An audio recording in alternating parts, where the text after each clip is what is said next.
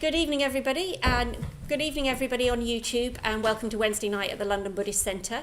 We're just getting everybody in and settled, but do feel free to say hello to each other on the chat on there. So do feel free to do that. So I think let's start with lying down. So if we lie everyone down, if you put your heads to the door and your feet that way. Bend your knees up and a little thin cushion behind your head, not a big fat one, because that'll put your neck at the wrong angle. If you want to stay on a chair, you're very welcome to do that. Okay, heads towards the door.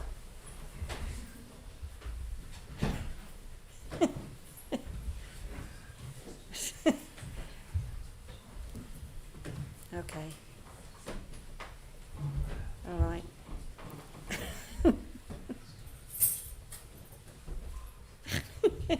There's always one. It's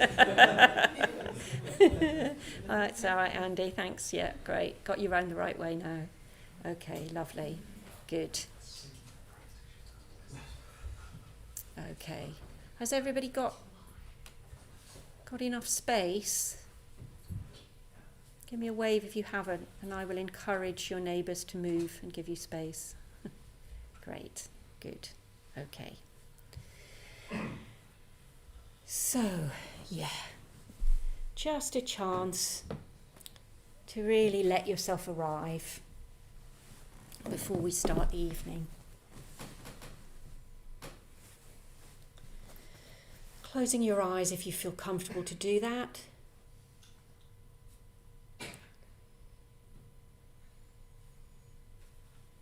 And letting your awareness fall inwards.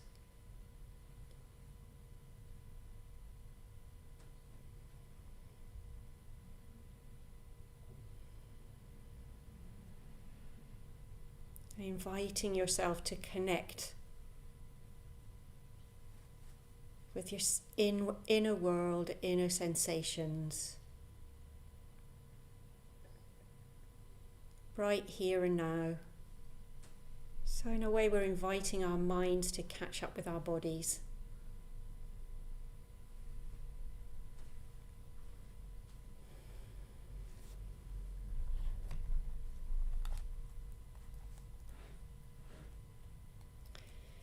And taking a couple of deeper out breaths, even a big sigh if you want to.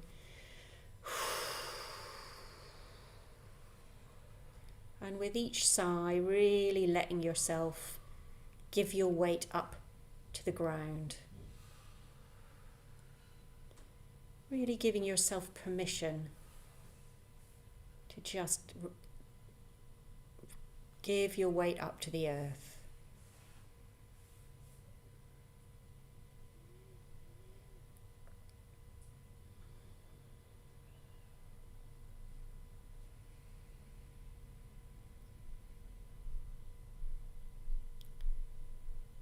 And throughout the evening, every time your mind pings off somewhere else, or potters off somewhere else, or slides off somewhere else, we're just going to keep inviting it back.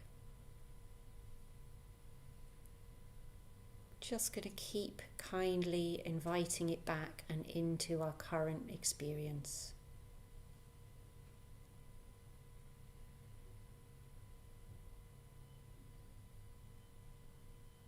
Noticing the points of contact with the ground.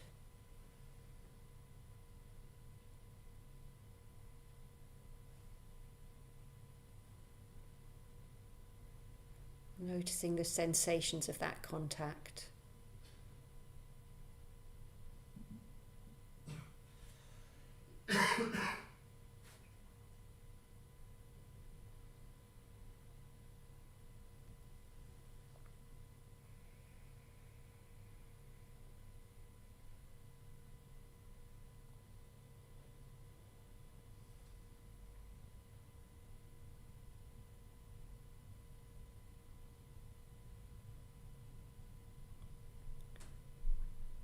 Relaxing your face, really softening it. Seeing if you can just completely let it go. The brow and the eyes, the cheeks and the jaw.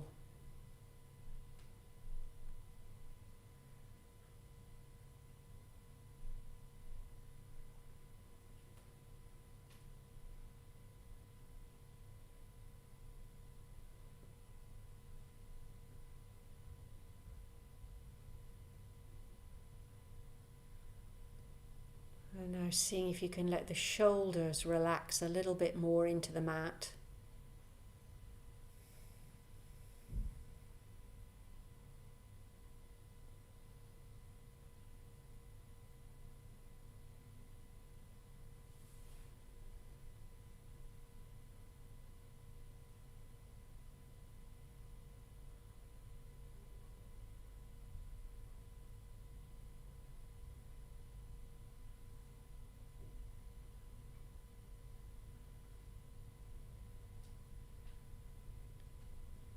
And then bringing your awareness to your legs and feet.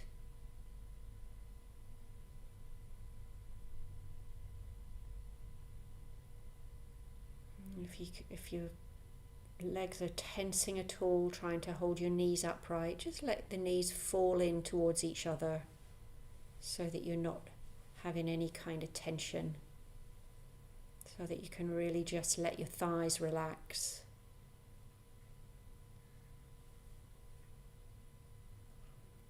Soften the calves.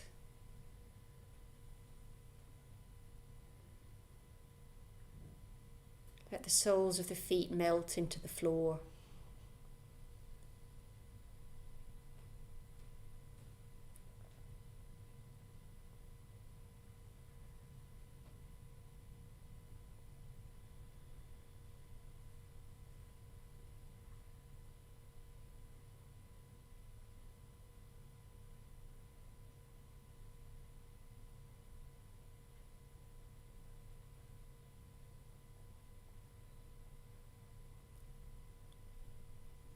And now expanding your awareness throughout your whole body.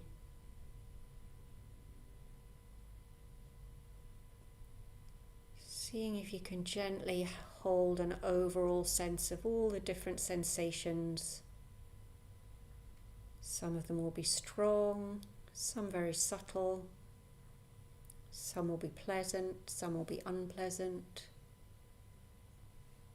some will be just something in between. Seeing if you can just invite that all in. Just keep coming back to that.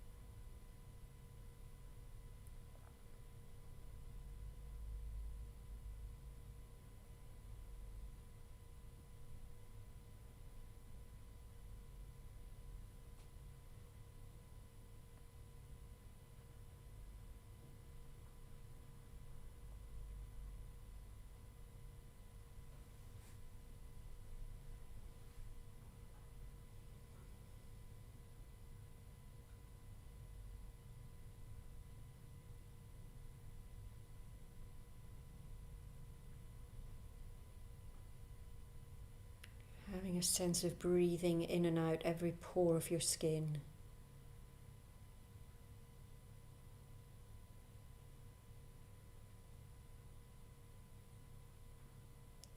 And a sense of taking up your place, your space right now, on this earth,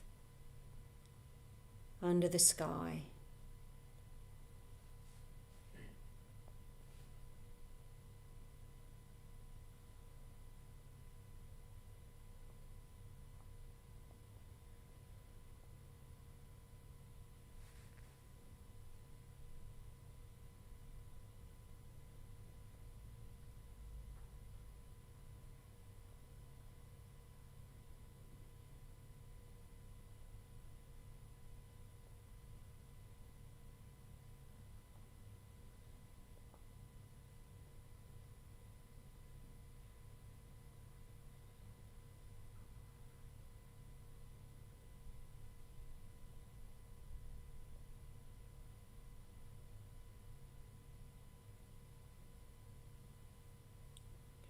within this broad awareness of the body, just gently allowing a sense of the breath just to come slightly to the foreground of your awareness.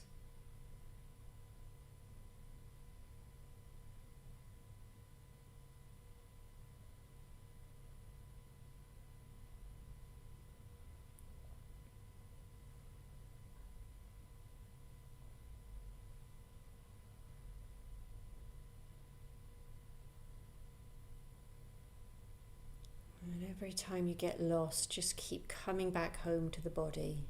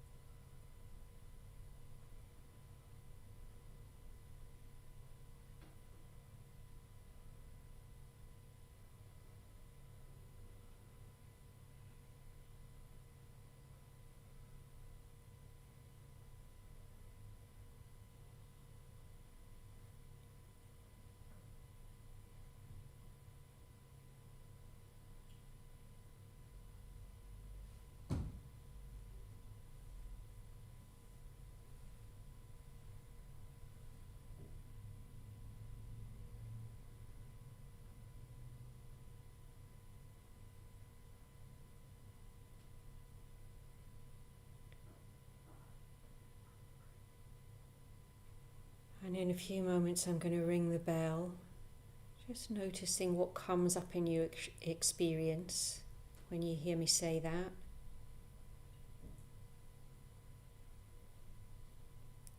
And seeing if you can just approach that with the intention of staying present in the body. So the bell is marking a transition, but it's not marking an end of meditation. Let's just see if we can keep a thread of that through the whole evening.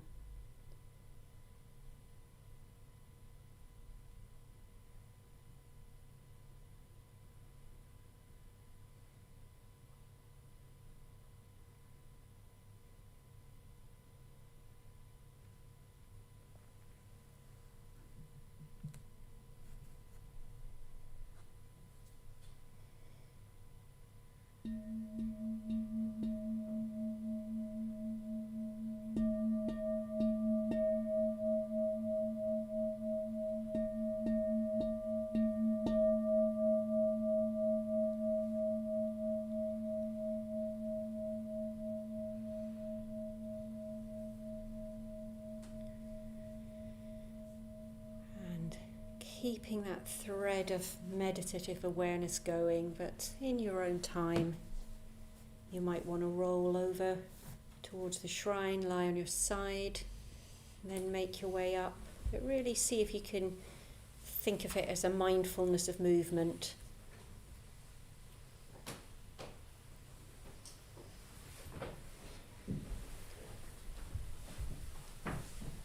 And then when you're ready, coming up and sitting comfortably. We're not going to meditate straight away, so you might want to save your knees a little bit. I'm going to say a few things first, introduce you to the evening. Okay.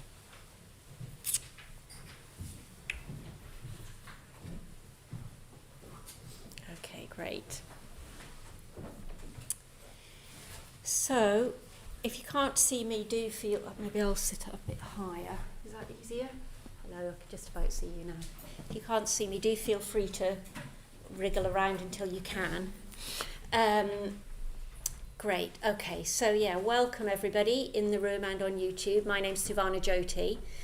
And this evening we're kind of launching our Wednesday evening regular sessions from tonight pretty much through to the end of the year, amazing as that seems, but anyway.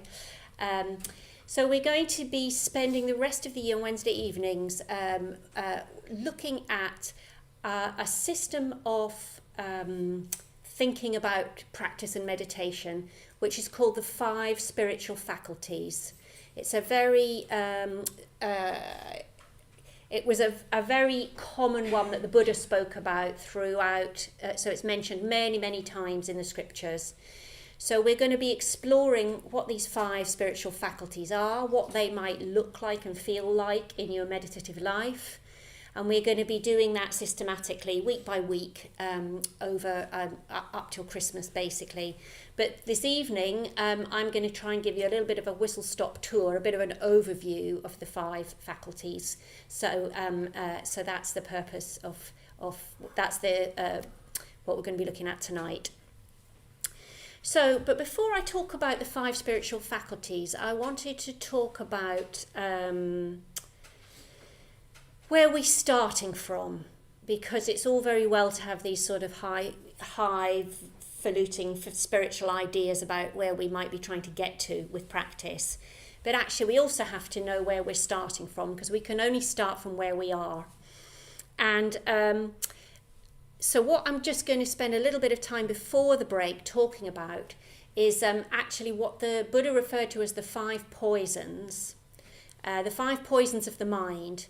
And then after the break, I'm going to talk about the 5 spiritual faculties and how each of those 5 spiritual faculties is kind of a way of working with and transforming one of those 5 poisons.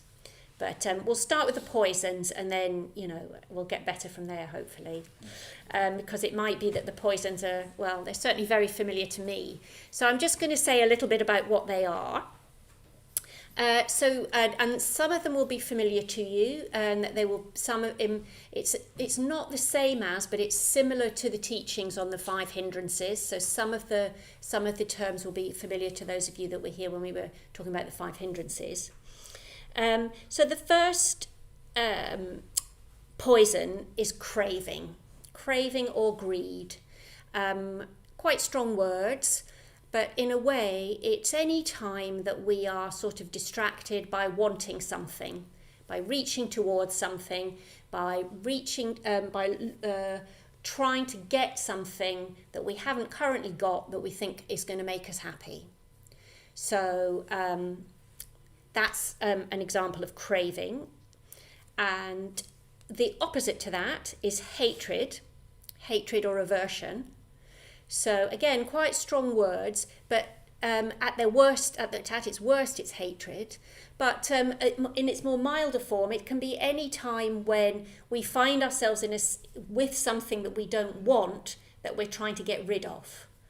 So, for example, of course this happens all the time in life, but if we're talking particularly about meditation, I'm sure you can think of times when you've been sitting in meditation and you can't get your mind off something that you want, or there's something that you really don't want, or someone that you're really angry at that is in your mind, and you don't want to have to deal with them, you don't want to be thinking about them, and you want to push it away. So that would be an example of craving and an example of hatred. And the Buddha taught that basically that's what we do, is we just ping pong really between one and the other. And that in a sense the goal of spiritual life is to raise our awareness sufficiently that we can actually rise above both, so that we're not pulled between one and the other. So that's craving and hatred. Now, I'm going to write them on the board. I think I might start writing now, actually. So let's see. I hope you, can you still hear me actually? You YouTube people can still hear me, can they? Great, okay. So we're going to have, and the reason I'm writing them up will all become apparent in the second half more. So we've got craving and hatred. Okay, it's the first two poisons. I haven't really left enough space in the middle, but never mind. Another poison, if I stand closer to the mic, is that going to be better? Does it not make any difference? Doesn't matter. Okay, on this side then. Another of the poisons is envy. Now, this is something that I work with quite a lot. It's one of those occasions when someone else has got something that you wish that you had, and you're trying to be really grown up about it, but secretly you really want whatever that thing is. And envy's curious because it's kind of a mixture of craving and aversion. So you're craving this thing that you haven't got, and you don't want to be in this situation because you know it's not very, it just doesn't feel good. So there's a lot of energy in envy, but that's also a poison. So it's kind of a combination of a bit of craving and a bit of hatred. The fourth poison is called pride. Now we're not, and the Buddha wasn't talking about a kind of healthy sense of having a healthy and realistic appreciation of your own good qualities or your own achievements. Pride is about comparison. He also called it conceit. So every time we compare ourselves to someone else and think, we're better than them in any way, then that's a form of pride, it's a form of conceit. And interestingly, the Buddha also said that any time we compare ourselves to somebody and we think that they're better than us, that is also a form of pride or conceit. It's a sort of negative version of the same thing. It's the same thing because it's still all about comparing yourself to somebody else. So that's another thing that can poison our minds and take up an awful lot of energy. I can see a couple of people nodding, but I won't point you out. Okay, so pride. There we go. Okay. And the fifth poison is slightly more difficult to speak about. The translated term is ignorance or delusion, because the Buddha said that we're all ignorant and we're all deluded. Now, he didn't mean that we were stupid and psychotic. He didn't mean that by those words. What he meant was that we live our lives out of touch with the way things really are. So we're ignorant of how the world really is, how life really is, the actual reality of experience, because we are so caught up in our own little world in which we are the centre of the universe, and we're busy trying to get the world to meet our demands. And we're cross when it doesn't, and we're happy when it does, and we want it to stay the way we want it, and then when it changes, we say something's gone wrong, because what we mean is we haven't got what we want. So the Buddha said that's just a complete delusion and completely against the way that reality really, really is, if we really look as deeply and closely as we can to our experience. So the fifth poison sort of goes in the middle of all of these, and I haven't left proper room for it. So ignorance, delusion.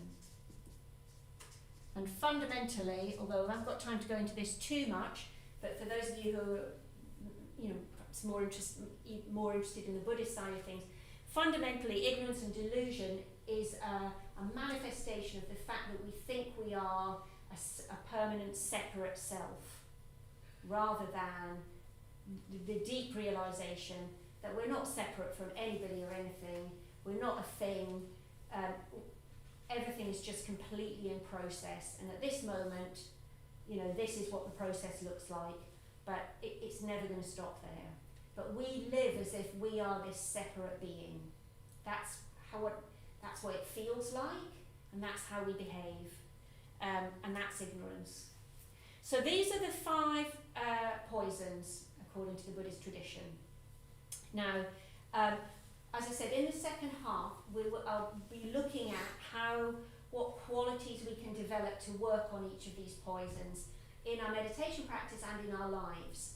But what I'm going to invite, how are we doing for time? Yeah. What I'm going to invite us to do now is let's do a practice of the mindfulness of breathing. And I'm just going to invite you to see if you can notice which poisons come up for you. If you don't have any come up, then that's fantastic. You can come up here and tell us all about that. So I'm just going to invite you to just honestly, within your own mind, notice what comes up for you. Notice, you'll be with your experience, and then you might go off into a distraction, and you can just go, which one's that? Is that craving? Is that envy? Is that, see if you can just sort of start clocking what's going on in your own mind. And also clocking if you manage to find a way to work with that in the practice. What do you find helpful when that particular thing comes up? And we will be exploring that more through the rest of the evening. So don't worry if you think, I don't know how to do it. Don't worry, we'll get there. So, setting yourself up for a mindfulness of breathing.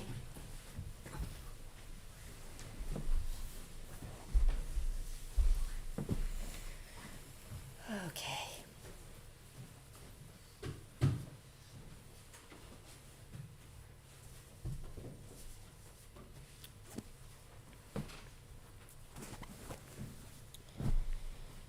And when you're ready, closing your eyes.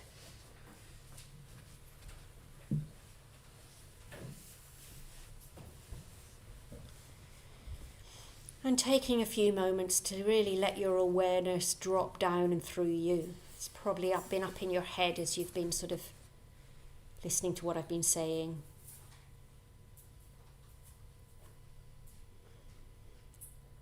Really letting it trickle down through your body.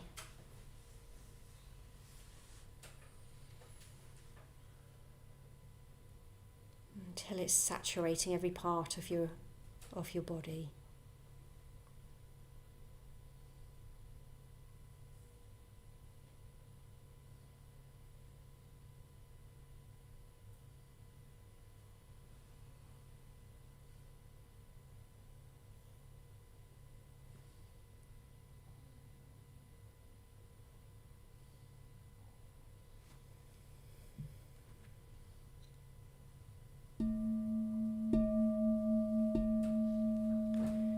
Mindfulness of breathing. First stage, counting at the end of the out breath.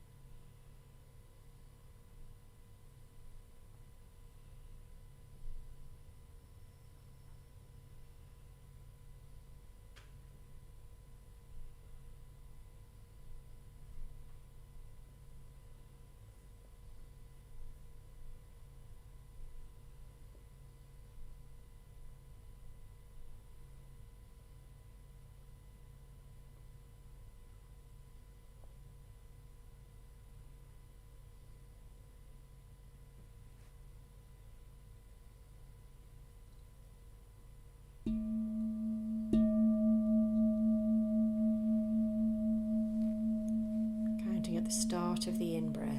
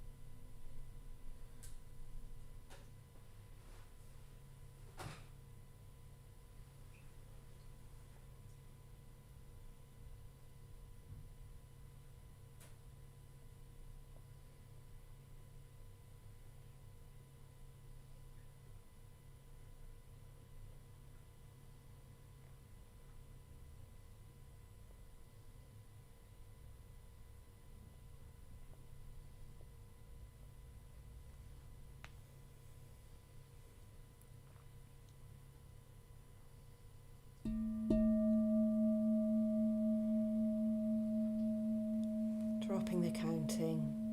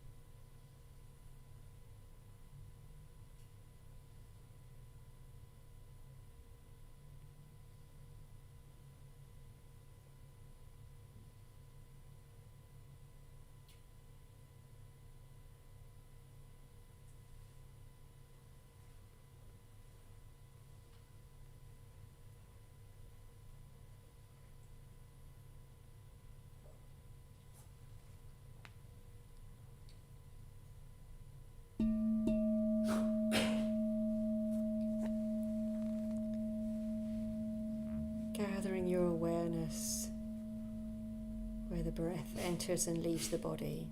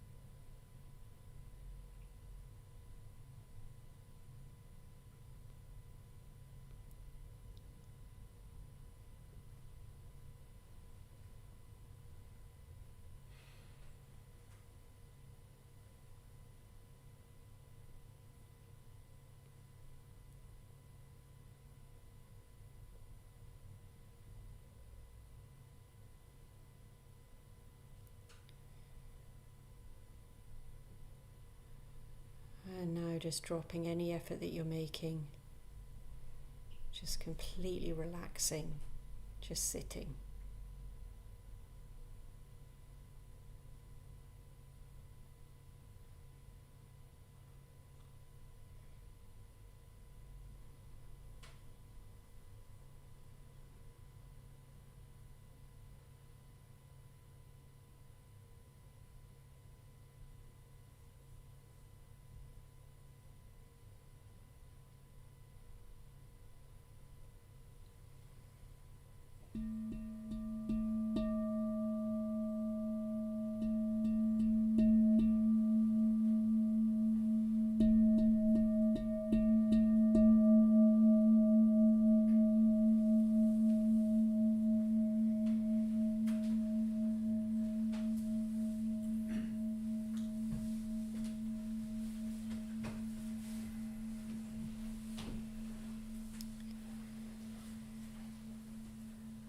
Okay, so before we go to the tea break, I'm just going to invite you to break up into groups of 3 or 4 And just talk to each other a little bit about what that meditation was like, about your experience of the poisons. You don't need to over disclose anything that you don't wish to, but just share a bit with each other about what was going on for you in that practice.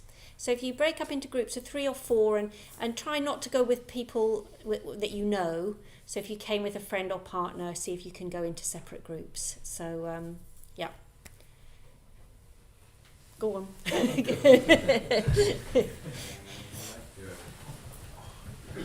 So you can introduce yourselves and yeah.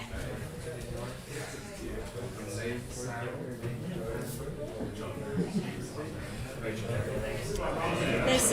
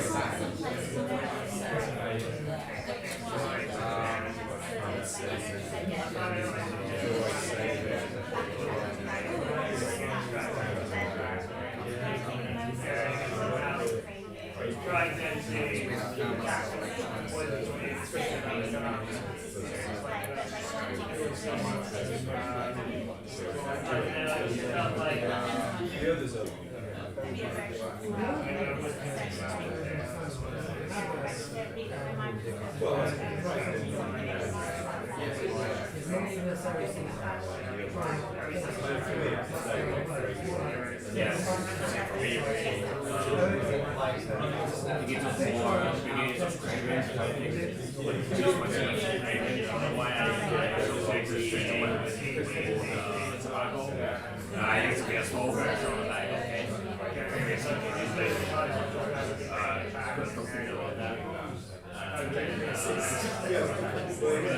I was thinking of and again, it didn't I got like a bit like lost in meditation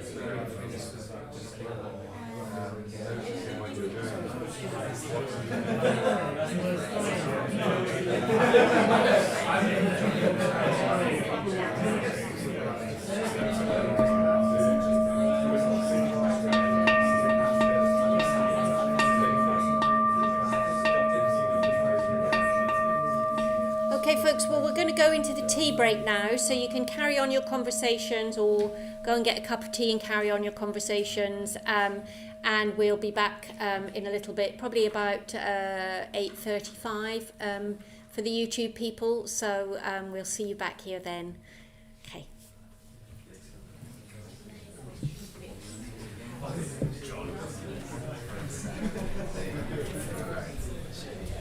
Yeah, very good.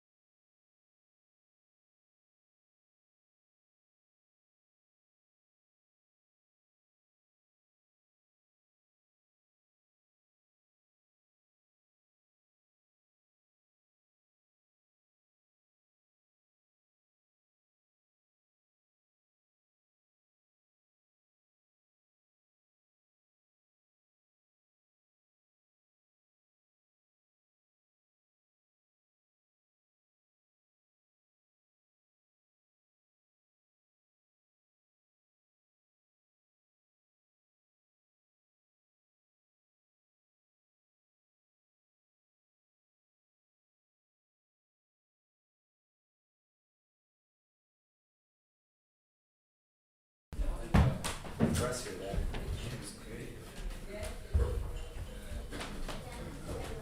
Having a bad cushion day. I don't know if that's a thing, but I'm. Try another one. There's plenty to try.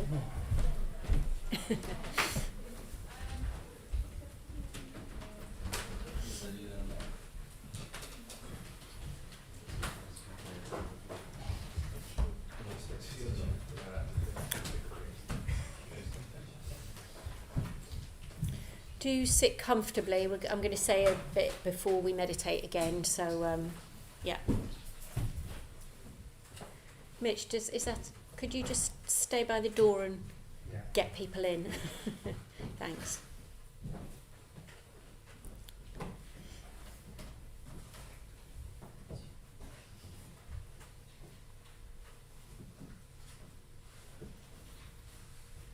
Is that the last one? No.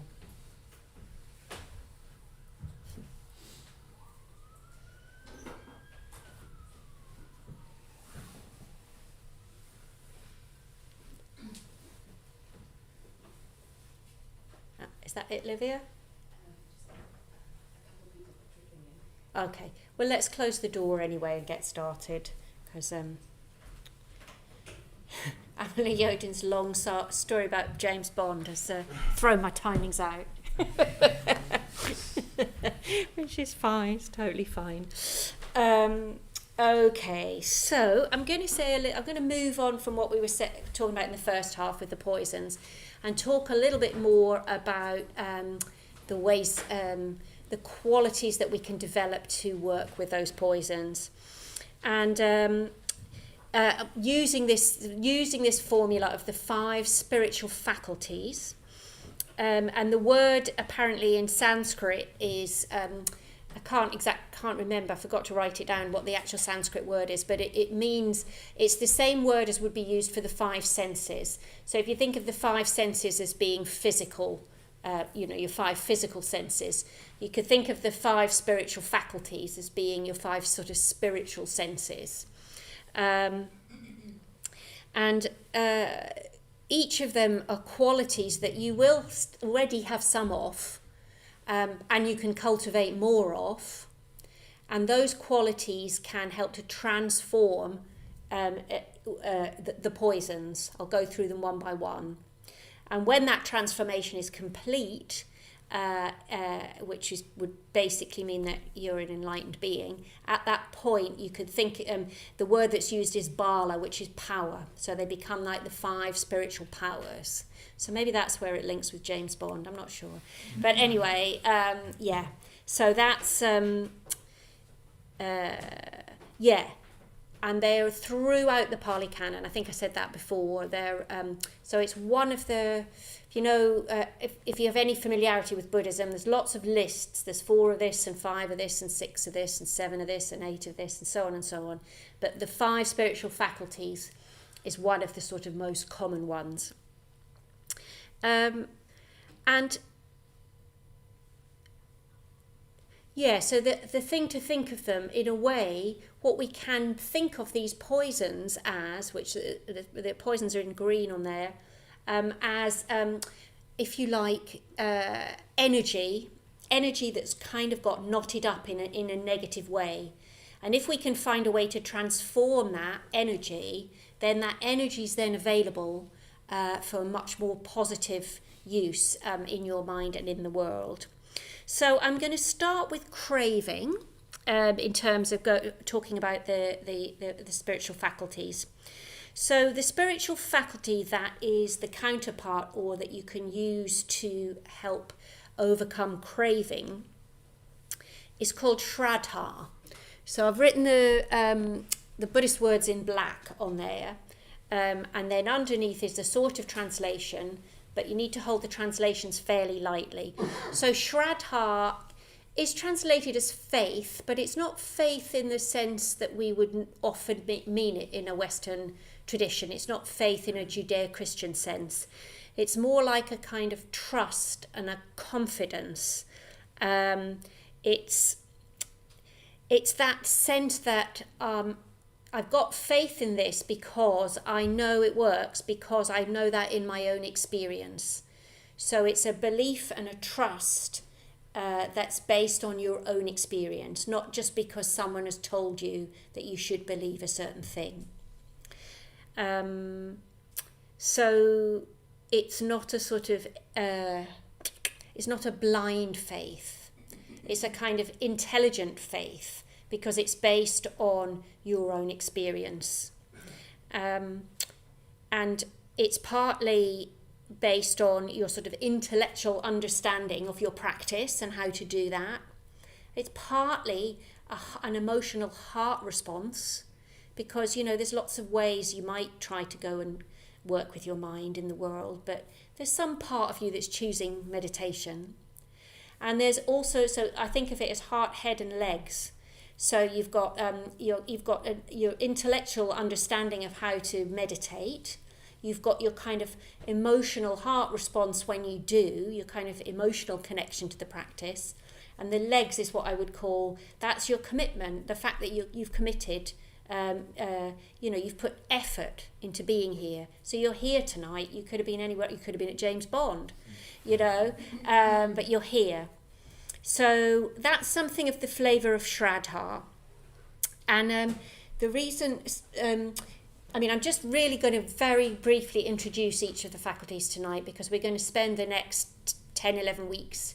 We're going to spend 2 weeks on each of them over the next while. So if it's not quite clear, don't worry. You just need to come and do the weeks that are especially on those faculties.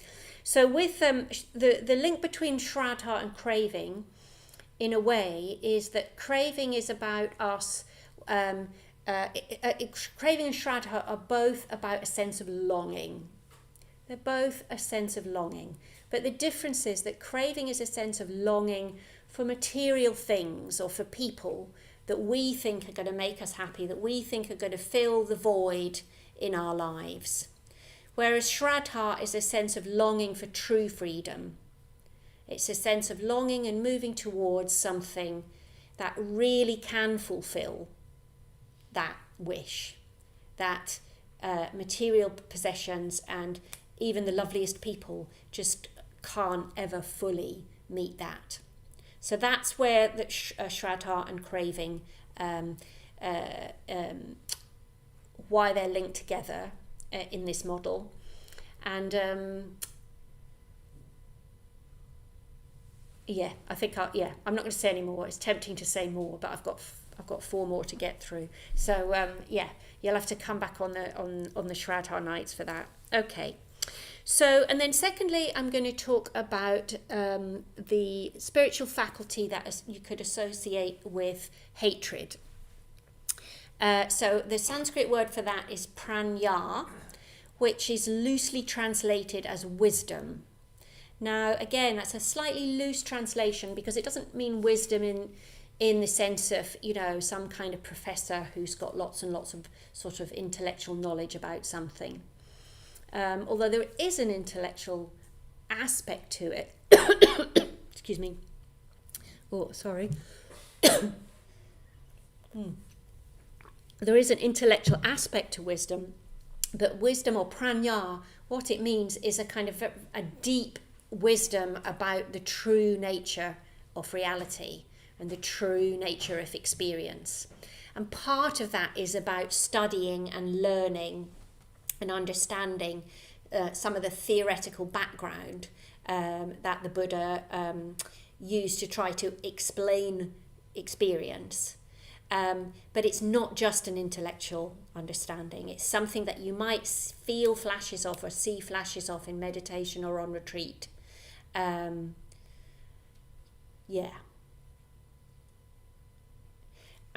the reason it's linked with hatred is that wisdom and hatred are similar in the sense that they are both connected with the idea of wanting to destroy something.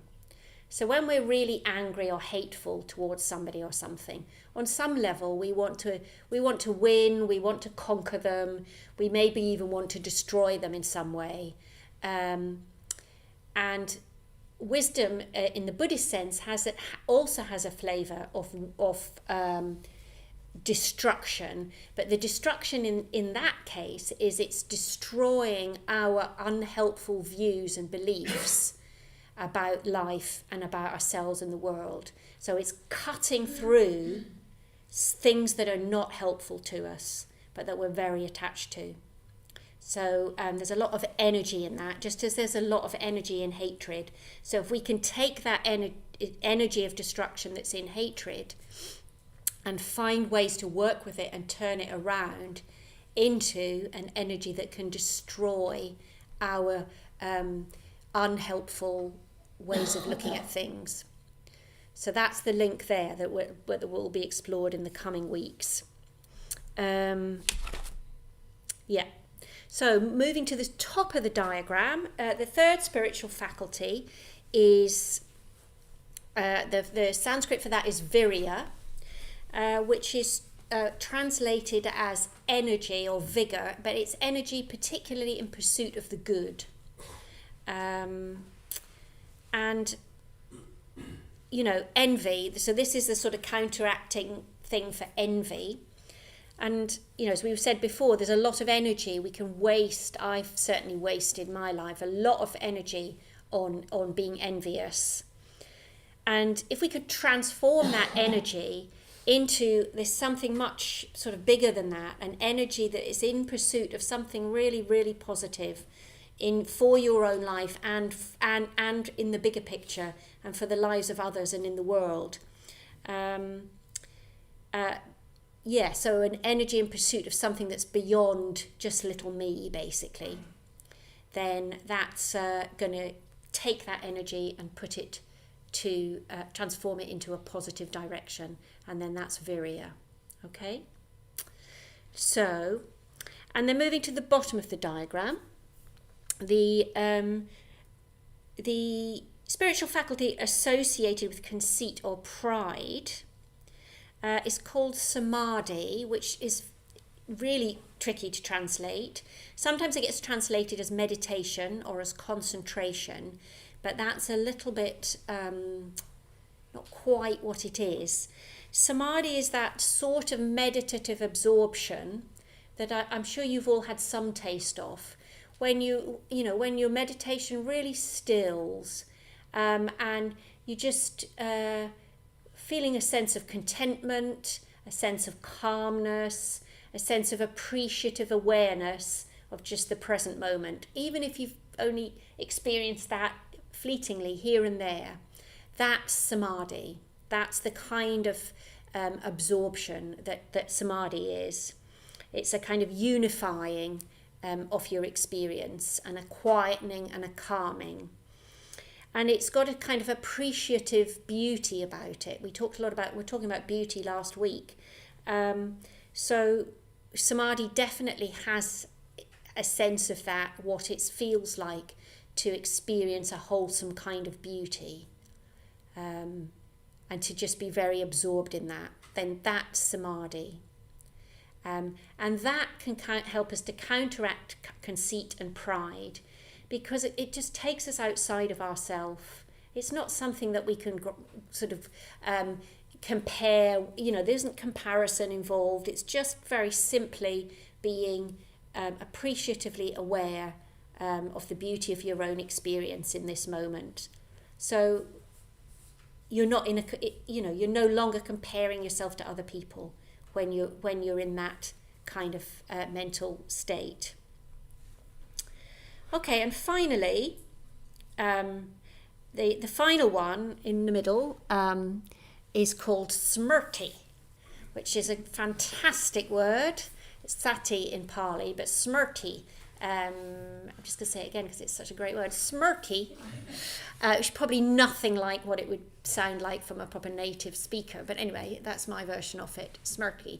Now, I haven't, it's right in the centre, and in a way, all roads lead to smrti, and smrti leads out to all the other things. Now, can anyone guess what the translation of smrti might be? And those of you who know, I'm sure there are people in the room who know exactly what it is. Can anyone guess what smrti is translated as? if we're thinking of it as the center of this whole kind of mandala of qualities.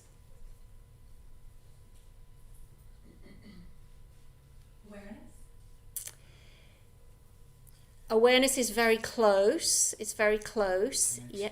Sorry? Connection. Not quite, although connection is important. One more. Identity, no, not quite. It's mindfulness. So, yes. So, smrti is mindfulness, and that's in the center of the diagram. And the poison that mindfulness mitigates against is ignorance and delusion, which I spoke about in the first half. This lack of a true, deep awareness of the actual reality of your experience. And the word ignorance itself, you can think of, it's ignorance. So it's when we ignore our the subtle nuance of our direct experience that's showing us over and over again the reality of life. But we just ignore that and we just carry on the way we've always done. So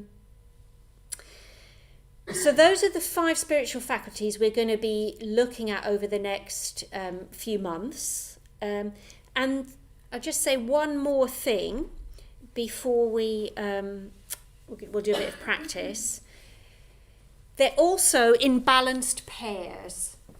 So in the sense that, so that you've got, if we put mindfulness in the middle,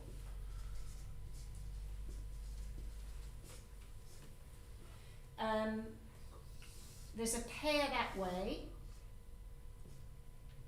and a pair that way. And because I'm running out of time, I better stand near the microphone.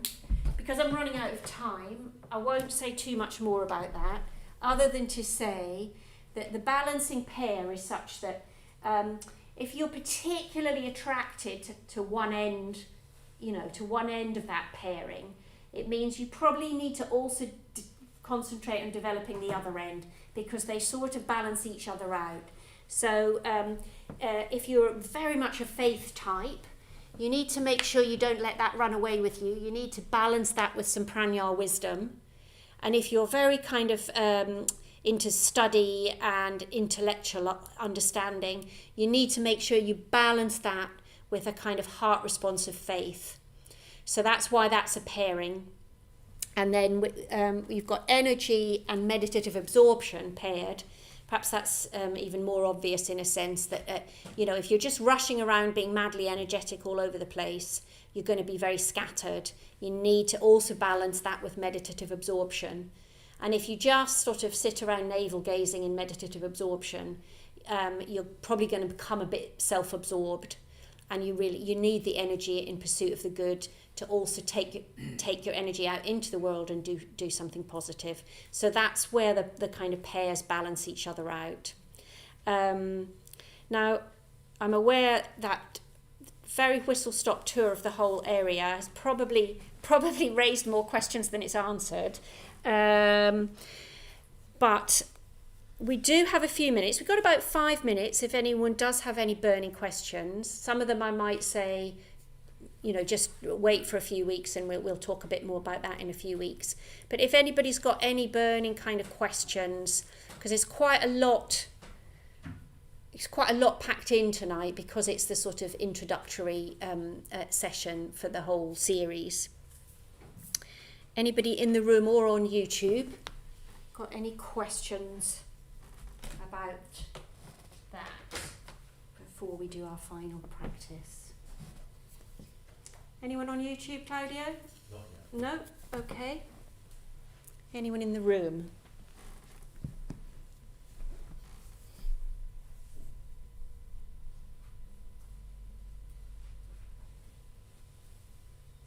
Stunned silence.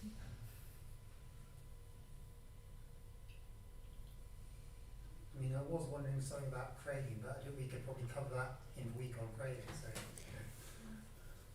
Okay. Yeah. Why don't you save it, James? Because there'll probably be, it might even get answered for itself then. Dougie. The question is envy and jealousy.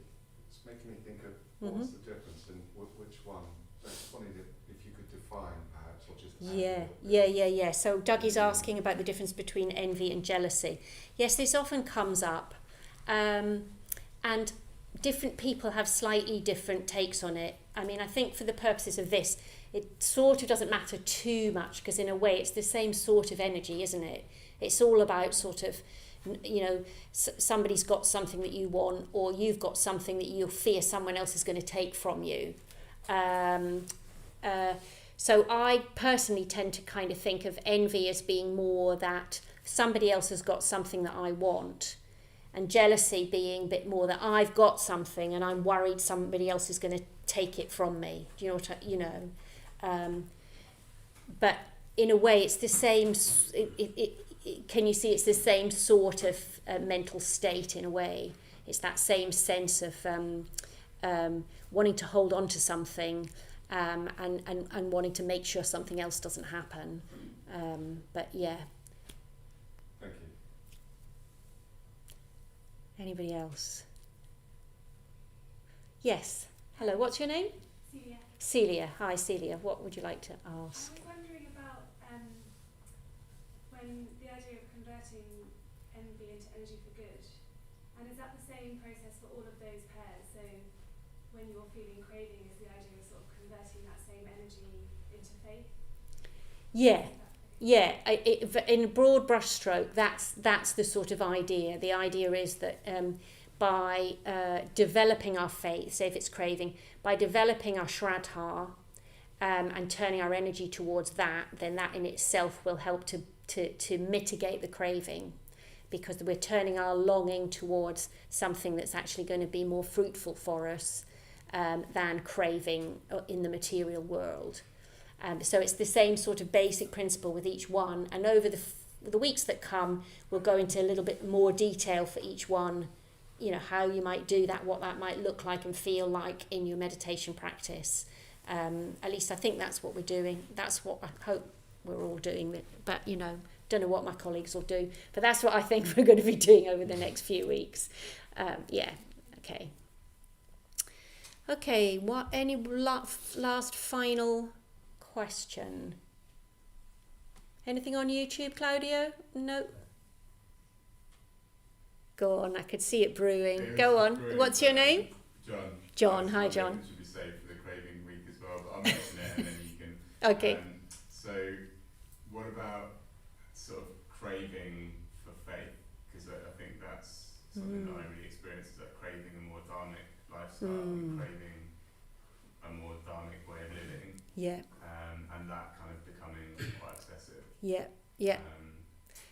Yes, that's a really good point. John's just asking about can you sort of end up craving a more Buddhist way of life, so that moving the object of craving from being the material world to being something more spiritual or something like that. Yeah. In a way, we are beings that we are longing beings. That's what we do. We long for things. So in one sense, you can see that if we can use that longing energy and just turn that towards something more positive, then the longing is still kind of there, but it's moving in a direction in which it could actually be fulfilled. So in a sense, you can't turn that off, but you're sort of redirecting it in a positive direction. So that would be one kind of answer. And the other thing it would be because the quality of craving is about the sort of graspiness of the longing. So if you have a longing that's kind of open and heartfelt and steady, then I would sort of see that as a positive energy in the direction of something. If your longing in that dharmic direction is a bit more kind of graspy and needy and sort of obsessive, and you're getting really competitive with other people, and how many retreats have they been on, and and how many times have they ever had a glimpse of enlightenment, whatever it might be, and I want that. Then can you see how that's a sort of different mindset? It's all about the quality of your mind that you're bringing to that. Just the same as it's not that there's anything evil about wanting a material possession, for example, or wanting a nice partner, or whatever it might be. It's more about the quality of that wanting, and if it's got that graspy neediness about it, or if it's kind of open and sort of self-possessed and calm. Does that make sense? Yeah, great. Okay, lovely, good. Okay, well that's all we've got time for in terms of questions today. Let's have another. We've been quite up in our heads just now. Let's finish with a practice, another mindfulness of breathing practice. To be continued, basically. Oh, and if any of you've ever been to Vidrasana, our wonderful retreat centre in Suffolk, the accommodation pods are named after the 5 spiritual faculties. So next time you go, you will know much more about what that weird word is that's on the front of the accommodation block. Once you've been to these this series of sessions, okay. Right. So setting yourself up for a mindfulness of breathing. And I'm not going to give you any particular steer for it. I think we've had got enough going on this evening. Just spend the time letting what we've been talking about settle, seeing how it lands for you.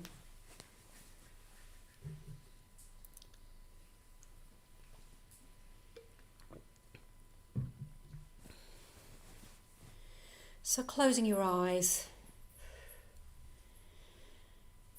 Taking a nice long out breath and letting yourself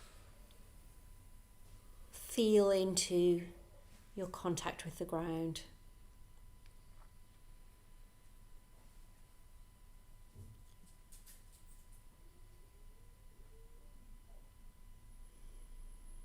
Letting your awareness filter down through your body like water through rocks, until the whole rock is saturated.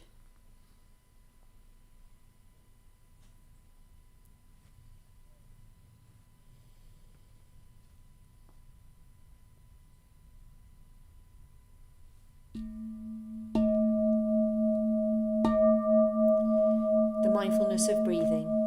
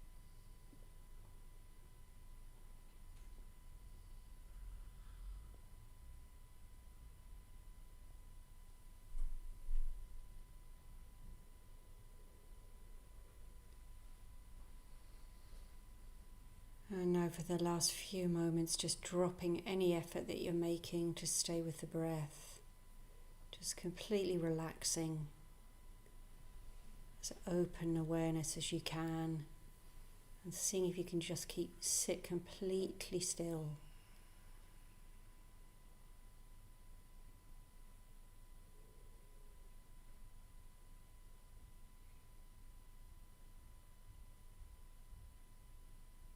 Just opening to experience.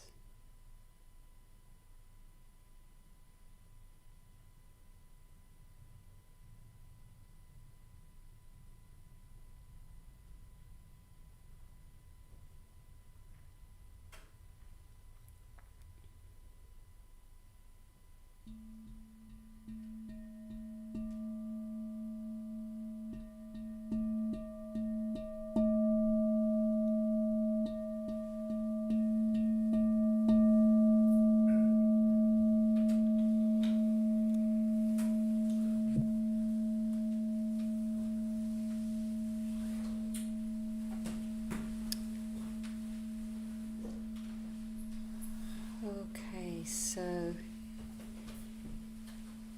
that's about it for this week, folks. Plenty to think about before next session. And just before we finish, just an invitation really to, as many of you know, we're really trying to make our classes as accessible to as many people as possible. We just think maybe there's never been a more important time in the world for people to have access to ways of learning how to manage their minds in more positive ways. So we don't have a set charge for this class.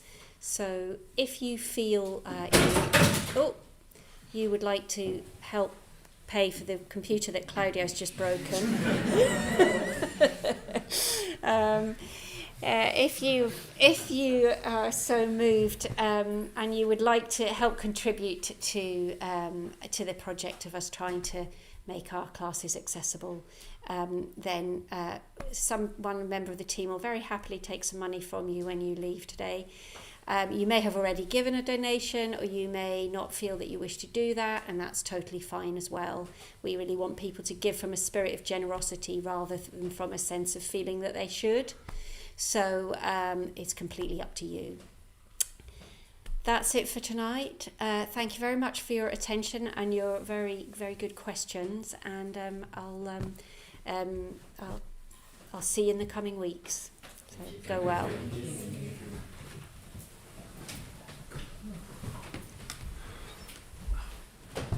Oh yes, and if you could help put the mats and cushions away, that would be great.